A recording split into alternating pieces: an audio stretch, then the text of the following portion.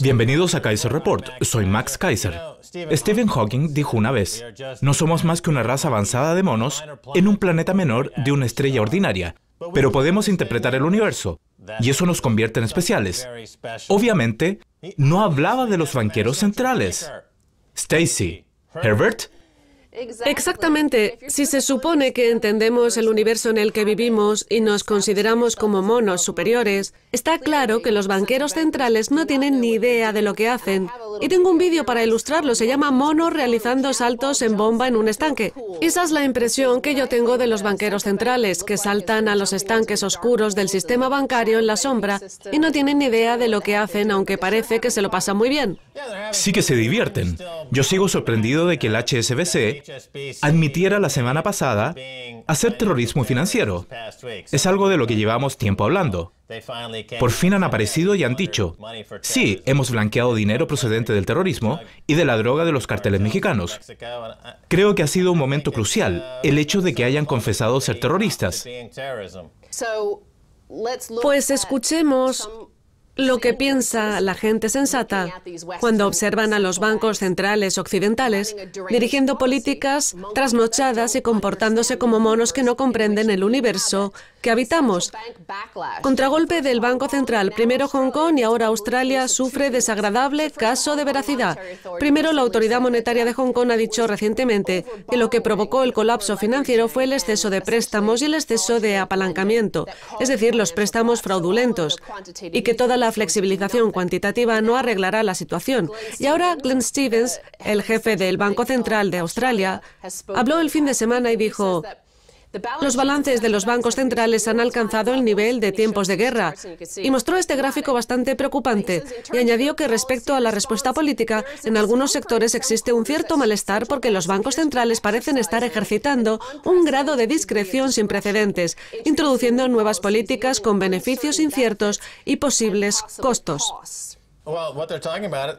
Lo que dicen es que los bancos centrales han utilizado sus balances para ocultar el apalancamiento como consecuencia de los actos delictivos de los grandes bancos que han cometido terrorismo.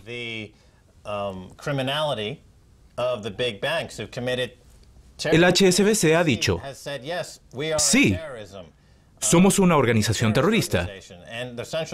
Y los bancos centrales, que han estado ocultando las acciones terroristas, se han implicado en políticas que han agotado su eficacia. Necesitan admitir que no habrá crecimiento a menos que se tomen cartas en el asunto. No entiendo por qué en este país es algo tan complicado. El HSBC y los otros tres grandes bancos han amenazado a punta de pistola al país. Y si deben admitir que el 11 de septiembre fue un acto terrorista, entonces tendrán que admitir que también son terroristas. O bien admiten que el 11 de septiembre no pasó nada, que fue un día normal y corriente del terrorismo financiero, y eso es lo que ahora el HSBC les pide a ustedes, la población, que acepten su modelo empresarial, asúmanlo. Si ustedes mueren, ellos serán felices. Eso es lo que hay.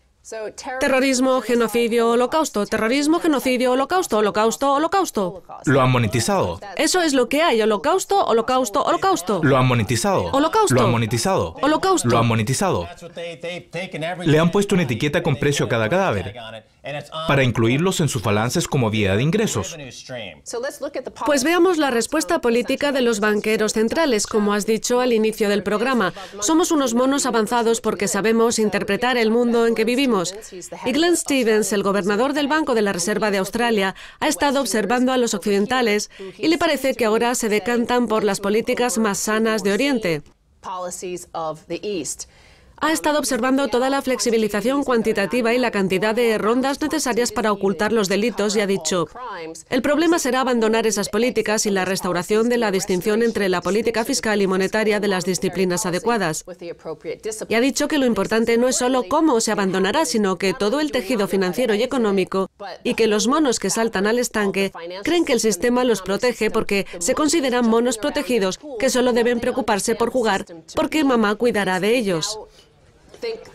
Los bancos centrales pueden proporcionar liquidez para sostener la estabilidad financiera y pueden comprar tiempo para que los prestatarios se adapten. Pero no pueden, al final de cuentas, llevar las finanzas públicas por un sendero sostenible y no pueden crear auténticos recursos que habrán de buscar donde sea para fortalecer el capital bancario. No pueden corregir la mala asignación antes de que haya una auténtica inversión de capital sin costo. No pueden proteger a la población de las implicaciones que supone haber evaluado mal la duración de sus restricciones presupuestarias y por ende haber consumido demasiado. Tampoco pueden combatir los efectos del envejecimiento de la población o dirigir la innovación que aumenta la productividad y la creación de nuevos mercados. Ni pueden ni deberían considerar que pueden decidir dónde deben realizarse las transferencias de recursos reales entre los países de una unión monetaria. Una vez más, se han producido todos esos delitos para ocultar el hecho de que están viviendo el final de la partida y no saben a dónde dirigirse para poder hacerse con lo que quede de capital disponible. Como no hay un plan de salida, aparecerá la hiperinflación. Peter Schiff tiene toda la razón. Puede que confundiera la fecha, pero su teoría sobre la hiperinflación parece ser la única salida. Y en este país, cuando se marcó como objetivo el Producto Bruto Interno nominal, se marcó el inicio de la hiperinflación. Y es lo que veremos en el Reino Unido. Al inicio de su discurso, Glenn Stevens también comenta la idea de un banco de pagos internacionales asiático con Australia incluida. Y cuando menciona lo del banco de pagos internacionales asiático, está diciendo: acabemos con todos esos monos que saltan en bomba al estanque. Es divertido verlos saltar y a veces incluso en Kaiser Report soltamos unas carcajadas viendo saltar a los monos del Banco de Inglaterra. Pero ahora quiero llamar la atención sobre un artículo que leí el 4 de diciembre en The Times, el periódico londinense. Tentativa por oro en la mira estadounidense. En este artículo, The Times dice: China en cifras, 1.000 toneladas.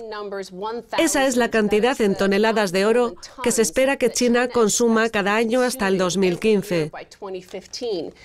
Y también destaca que todo evidencia que China acumula una gran cantidad de oro y entre los comerciantes de oro se comenta que la reserva de oro total de China alcanza las 2.000 toneladas y creen que puede alcanzar las 3.000. Y lo que dice The Times es que los planes de China son estos: medidas adicionales como esta, junto con el aumento de las reservas de oro, sugieren algunos que Pekín planea algo grande, probablemente la promoción del renminbi como divisa mundial, respaldada parcialmente por el oro. Bueno, hay dos invitados habituales en Kaiser Report que hablan de este asunto en la Twitter esfera. Jim Rickards ha dicho que China ya supera las 4.000 toneladas y que parece que en breve anunciarán un renminbi parcialmente respaldado por el oro. Y Jan Scoyles también dijo que había oído del rumor de que China podría tener unas 6.000 toneladas de oro.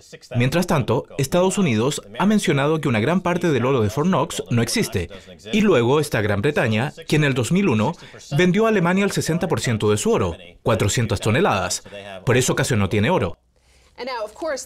The Times presenta este asunto como una guerra de divisas y como un acto hostil contra China por considerar la posibilidad de una moneda respaldada por el oro. Pero si unimos esto a la advertencia de Glenn Stevens sobre las políticas de los monos saltando en bomba, esa es la situación de nuestra política monetaria. Unos monos que luchan por ser quien más salpica al saltar en bomba, pero llegados a ese punto parece que las salpicaduras de la flexibilización cuantitativa causan cada vez menos efecto y mientras tanto nadie presta atención a esos débiles avisos que emiten los millones que se vuelcan en los mercados. Ya nadie se preocupa de ello porque solo se fijan en los monos que saltan al estanque. La guerra de divisas, por definición, es una devaluación de la moneda, que significa lo mismo que la hiperinflación. Y es algo que comparten Jim Rickards, Peter Schiff, Mark Faber, Jim Rogers. La mayoría de los economistas informados de todo el mundo están de acuerdo en que la hiperinflación será lo que viene. El caso es que el oro forma parte de esta guerra de divisas y esta semana, Max, todo el mundo nos enviaba mensajes en Twitter, en Facebook o al correo electrónico diciendo: creo que la reina sigue Kaiser Report porque ha ido al Banco de Inglaterra a revisar las reservas de oro. En su visita a las bóvedas, la reina le tira de las orejas a los jefes del Banco Central por la crisis. La reina fue al Banco de Inglaterra y preguntó por la crisis del 2008 y le dijo al personal, ¿qué pasó? ¿Por qué todo el mundo estaba tan relajado? Y entonces Sujit Kapadia, que pertenece al Comité de Servicios Financieros del banco, le dio a la reina 3 razones para la crisis del 2008. Max le dijo, las crisis financieras son como los terremotos o las pandemias de gripe porque son acontecimientos raros difíciles de predecir. Está claro que la noche antes estuvo viendo las noticias de la BBC con Nassim Taleb. También dijo que había aparecido un nuevo paradigma con el que la gente pensaba que los mercados eran eficientes y que se gestionaban los riesgos mejor que antes. Y puede que tenga algo que ver la propaganda que ofrece la CNBC y Bloomberg, donde todos dicen que los mercados son perfectos y eficientes. En tercer lugar, dijo que la gente no se daba cuenta de hasta qué punto el sistema está interconectado. La reina tiene algo en común con Kate Middleton. Cuando bajó a las bóvedas y se enteró de que Inglaterra había vendido el 60% de su oro a Alemania en el 2001, vomitó. Sí, esta es una imagen de la reina mirando el oro del Banco de Inglaterra. Si relacionamos esto con el hecho de que China está acumulando una enorme cantidad de oro, miles de toneladas de oro, y vemos a la reina posando frente a las barras de oro del Banco de Inglaterra, todo ello me recuerda a un vídeo que vimos hace tan solo unos días, cuando la Universidad de Birmingham publicó este vídeo del profesor Marcin Polyakov, a quien le permitieron el acceso a las bóvedas del Banco de Inglaterra, y cuando vio todo ese oro, dijo lo siguiente. En cierto modo, creo que es bastante decepcionante ver estas barras así, porque el oro es un elemento apasionante, tiene una química muy interesante, pero aquí solo está depositado y nada más. Es cierto, qué vergüenza. Solo ha subido un 500% en los últimos 10 años y pronto sustituirá a todas las divisas fiduciarias como patrón de riqueza en todo el mundo. La reina es una anticuada porque aparece defendiendo lo que queda de oro británico. Y cuando el resto de los países quieran repatriar su parte, ella pondrá un huevo, lo cagará y se lo dará. O, finalmente, y si la reina no hace lo que se supone que hacían antiguamente todos los monarcas, entonces veremos algo parecido a este titular. Abre en Madrid la primera tienda de Europa que vende guillotinas. El titular dice, con el lema "los recortes son necesarios", abre en Madrid la primera tienda de guillotinas de Europa. Nuestros espectadores de habla hispana estarán encantados con mi acento. El caso es que en Madrid, Max, han abierto la primera tienda de Europa donde venden guillotinas, donde se puede comprar este instrumento de madera de pino maciza con una altura de 2 metros, y su lema es "los recortes son necesarios". Y animan a que la gente se compre una para colocarla en el salón de su casa o en el bar o incluso en una plaza cercana. De esa manera, Reino Unido sin recortes se convertiría en más recortes, de cabeza, en el Reino Unido. Ya lo dije hace un par de años que había que comprar guillotinas. ¿Es cierto? Sí, porque se espera que se dispare el precio en el mercado y se espera una oferta pública en la fabricación de guillotinas. Bien, Stacey Herbert, gracias por haber venido a Kaiser Report. Gracias a ti, Max. Quédense con nosotros. Hablaremos con Sandy Jaitley. Con un poco de suerte, esta vez no lo despedirán.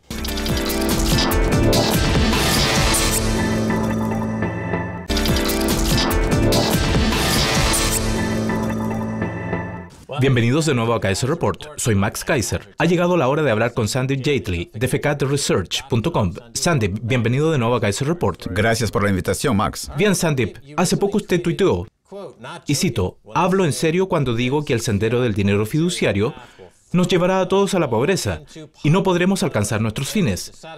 A eso se le llama pobreza. Háblenos de ello". Sí. Existe mucha confusión entre las personas que creen que no se puede cambiar el patrón oro porque se puede acumular, y la gente que quiere oro dice que no se puede usar como herramienta monetaria. De manera que se necesita otra cosa que funcione como dinero. Y creen que ese algo es el sistema fiduciario que tenemos ahora. Y creen que como ahora puede satisfacer nuestros fines, el sistema monetario actual continuará haciéndolo. Lo que yo creo es que ya llevamos 40 años en este experimento monetario al margen del oro. Y no falta mucho para que lleguemos a un punto en que no seamos capaces de lograr nuestros objetivos. El crédito fiduciario, y yo prefiero llamarlo crédito fiduciario en vez de dinero fiduciario porque no es dinero, el oro y la plata sí lo son. No servirá a todos los que lo posean para servir a sus fines. ¿Y cómo se manifestará? Algunas personas creen que será con la hiperinflación, algo que yo considero bastante simple y será de manera que... Simple. La primera parte del programa ha tratado de eso. Será bastante más complicado que una subida del precio de los activos, es decir, puede que comience, según parece, cuando crezca el mercado de valores y...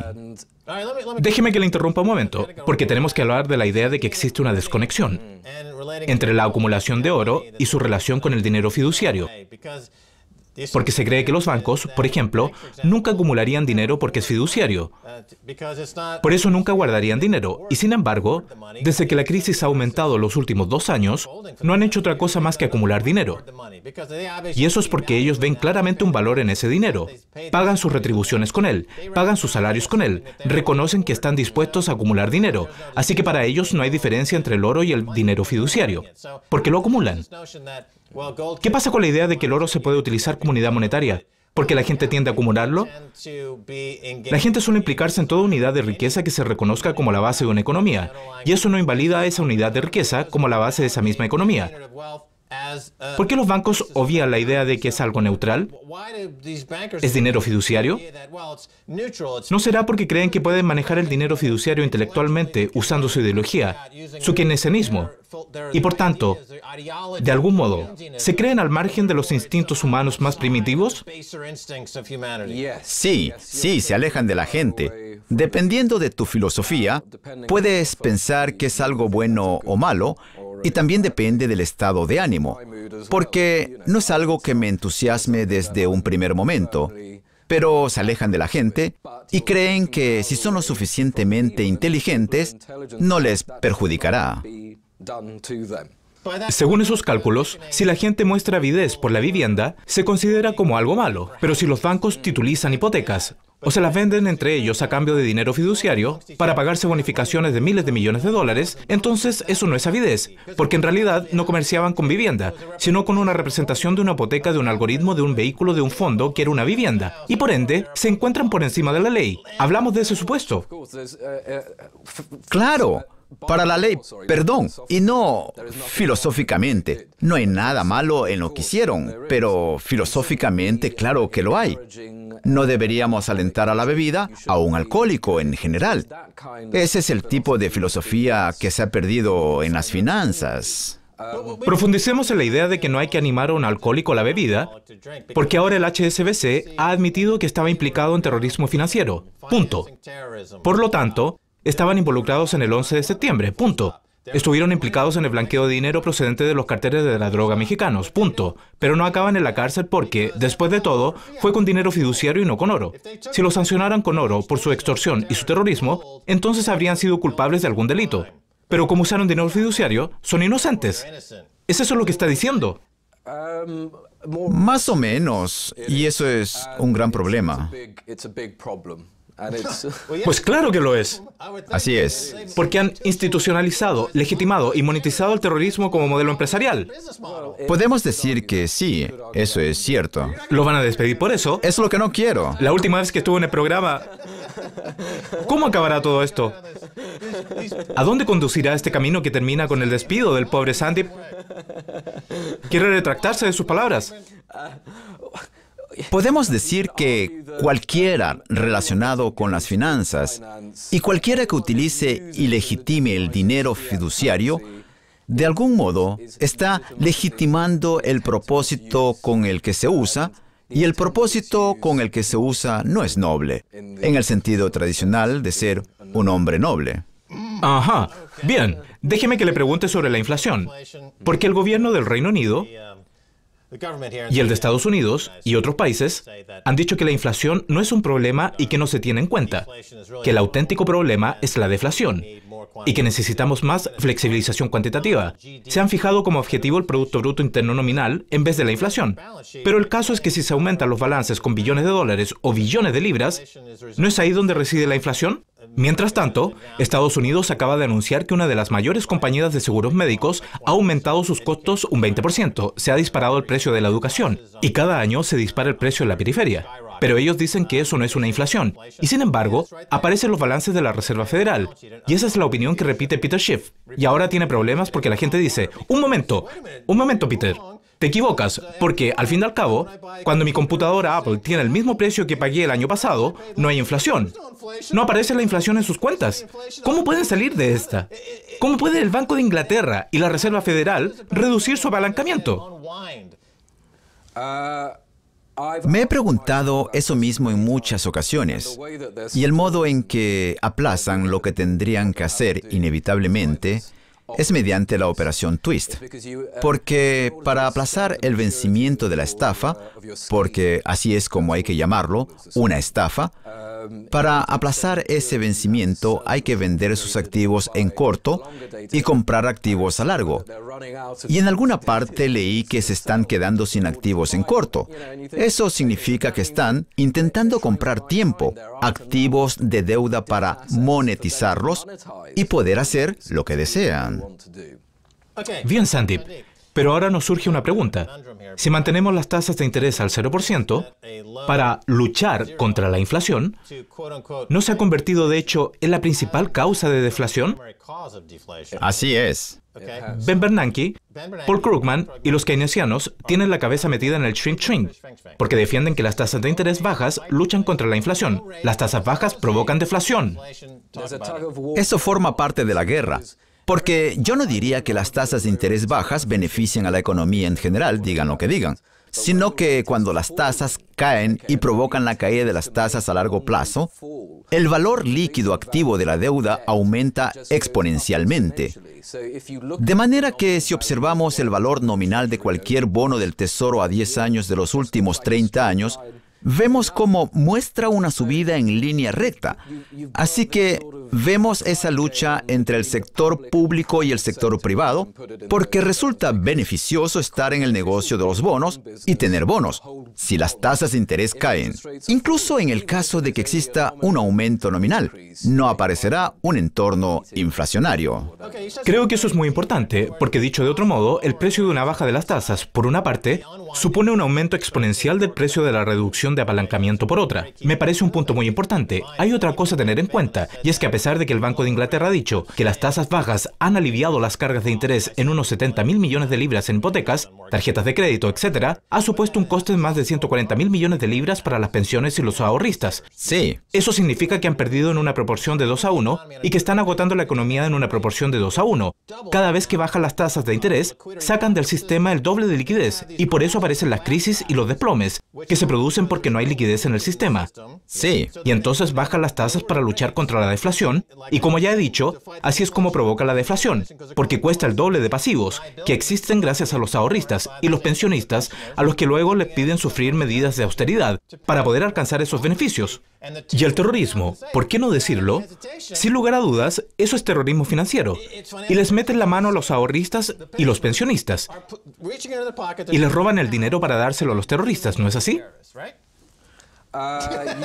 Se podría decir que esa secuencia es bastante evidente.